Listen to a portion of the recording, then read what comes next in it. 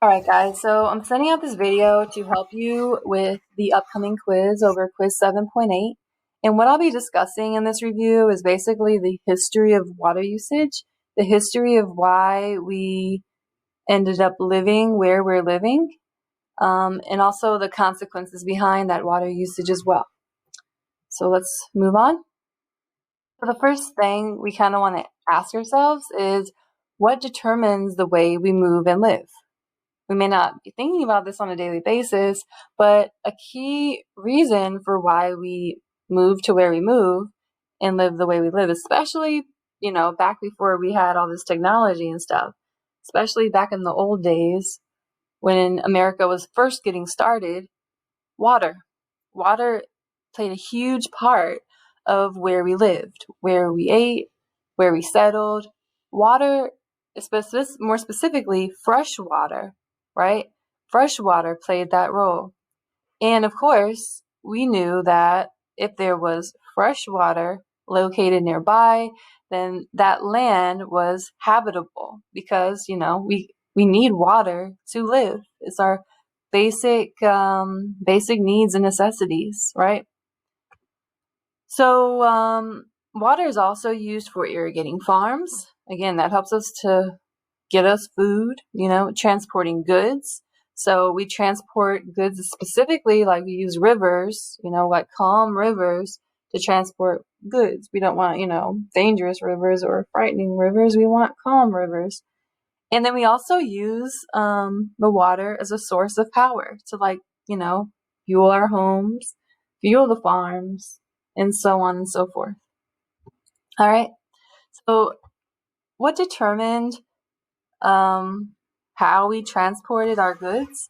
It really all started with our understanding of what a fall line is. All right. So you'll notice there's an image here. Here you have the Appalachian Mountains. Then you have something called as the water kind of continues down the Appalachian Mountains, you'll have something kind of like a peak right here.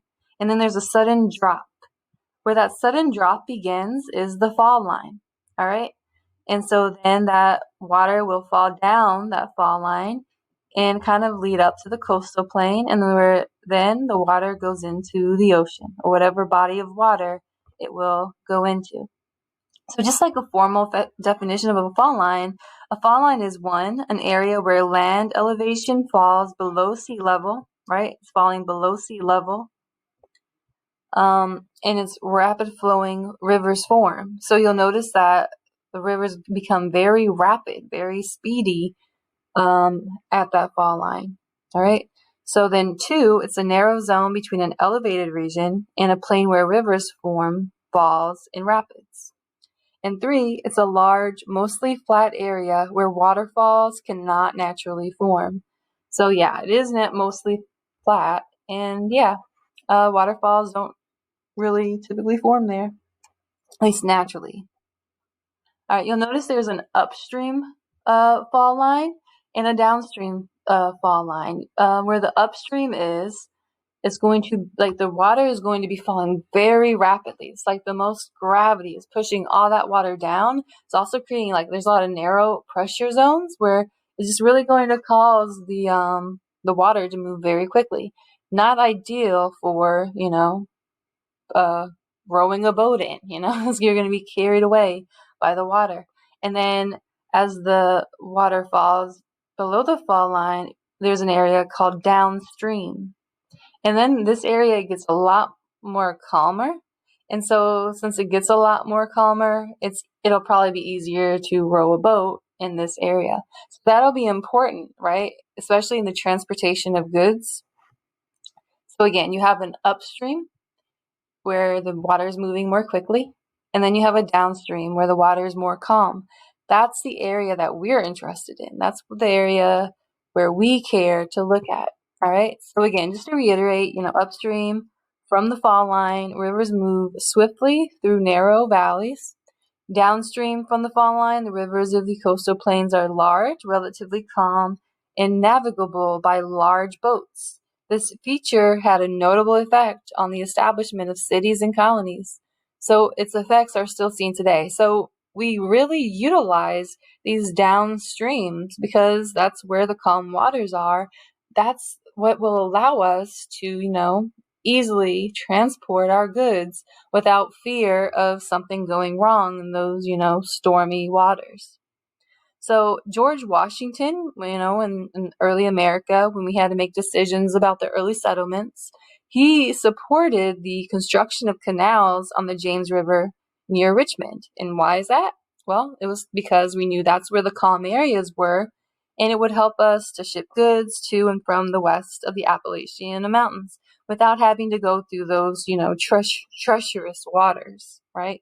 We stayed in the nice calm areas. And it was necessary because there were a lot of people back then too, and they needed to get goods too. And an easy way to transport those goods and to trade and begin trading with those people as well, because they offered services as well, is using those calm waters for that transportation. All right. So other things we rely on the river for, collecting drinking water. So this is how we got our water back then. We had wells too, but a lot of times people would just go in, scoop up the water and collect the drinking water. And then we also had mills. So we used mills, and water to help power our homes, power our living. All right, so then over time, we began to kind of use more and more water, and we had more effective ways of getting the water out of the ground. So this caused what is a problem as water scarcity. And then also just in some places, like people would settle in areas where there just wasn't a lot of water to begin with, right? And there was nothing they could do about it. So this lack of fresh water resources to meet the demand is called water scarcity, all right? So you'll notice here is a map, and it's kind of detailing areas of water scarcity, right? So physical water scarcity, where there's areas that are approaching of water scarcity, economic water scarcity, and little or no water scarcity. And then there are areas that haven't been estimated. You'll notice in Africa, there's a whole lot of water scarcity. So, and then portions of here, there's water scarcity as well. And you'll notice there's physical water scarcity and economic water scarcity, right? So let's just so physical water scarcity is basically water resources development, and it is approaching or has exceeded sustainable limits, right? More than 75% of the river flows are withdrawn for agriculture, industry, and domestic purposes. So this definition relating water availability to water demand implies that dry areas are not necessarily water scarce.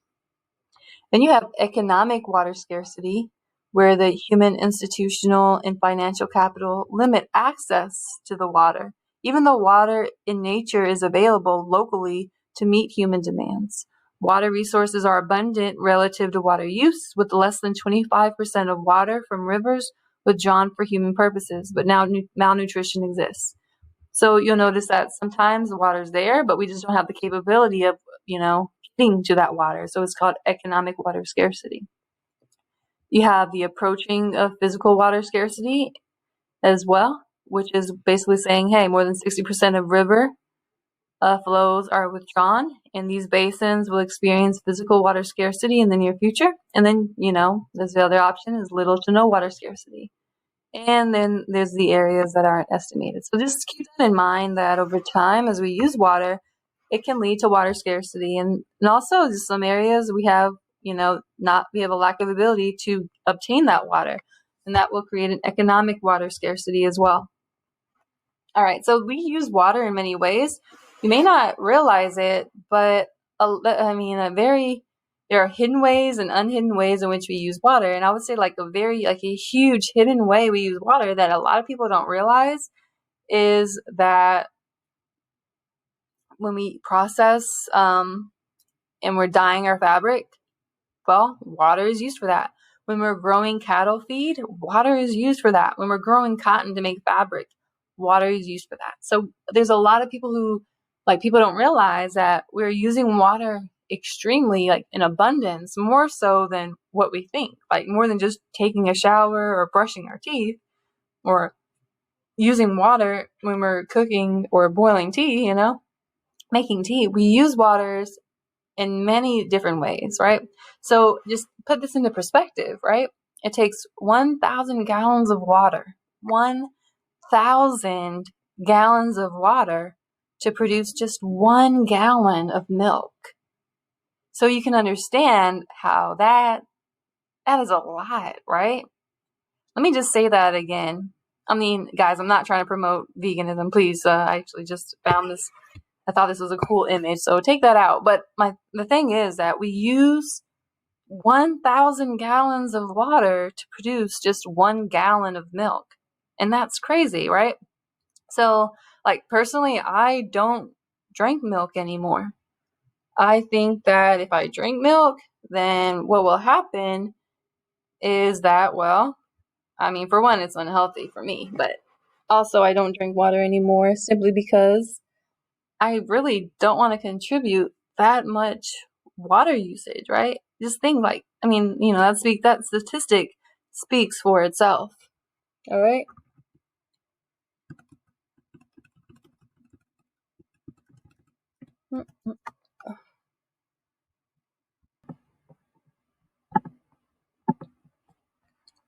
All right. So just keep that in mind, guys. So as we use water, another thing that can happen is something called a lowering water table. So you'll notice that our water table really helps us to determine how much fresh water we have that we can utilize. And if that water table gets lowered enough, then we'll have depleted that water source, right? So here's kind of an image, the initial water table. So we have plenty of fresh water here for that well, feeding that well. And then you'll notice that we're using that water, and then over time, there's a cone of depression. And over time, that water will be completely gone. And that can be made worse through droughts as well. And in the droughts, of course, they increase evaporation. And I'll talk about that here in a second. So let me go back. So just keep in mind also that all that pumping the water out of the ground, another thing that it can cause is something called land subsidence. And then it can also cause saltwater intrusion as well. So, and again, other things that can contribute to the lowering of the water table is increased evaporation. So say we go a long period of time without it raining, that can basically keep from replenishing our wells. And then that will basically prolong the lowering of the water table if it will be able to replenish it all, right? If we're going through a drought. Rainfall can increase evaporation because, you know, there's more water to evaporate, right? Agricultural irrigation. So if we're using that water for irrigational purposes, then that can cause an increased evaporation as well. So a lot of things that when we're pulling water from the ground, then that can really cause a lowering of the water table, primarily, you know, through that irrigation as well, like especially farm and agriculture. That is a huge contribution to taking away our water supply. We don't realize, we don't think of it. So a major thing that can be caused when we do keep draining our aquifers, you know, taking away the water from the ground, is something called subsidence. And so essentially, I kind of talked about subsidence already during the live lesson video from yesterday's class. Well, for me, it's Wednesday today, so I talked about it yesterday, Tuesday. And again, just to reiterate what subsidence is basically you're depleting the land of water. It's kind of like, you know, someone had mentioned during class yesterday, it's like a raisin that had shriveled up, right?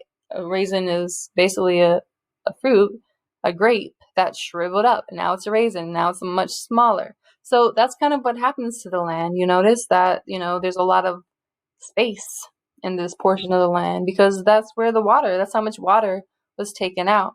It's going to cause something called land subsidence. And that's okay, you know, maybe, I mean, it's not really okay, but if it's out in the middle of nowhere, nobody really thinks of it. But what happens if it suddenly happens where someone lives? You know, then you have a huge hole in the ground. Like, what if this was a bigger hole? What if that was more land subsidence than what we see it? Like, someone already probably got injured if they were on that, right? If it suddenly broke. But, like, what if a building What if all of a sudden, it caused a building to tilt over because, of the land subsidence? So it's just something to think about, is like, how does land subsidence affect us as well? So not only, will the scarcity of water affect us, but land subsidence and saltwater intrusion will be other things we are very concerned about. All right, so this concludes the review for quiz 7.8. And so hopefully you have a good understanding of what will be on this quiz. And if not, you should really rewatch this video if you are having difficulties understanding anything at all. Or if you have any questions, feel free to webmail me as well. All right, bye-bye.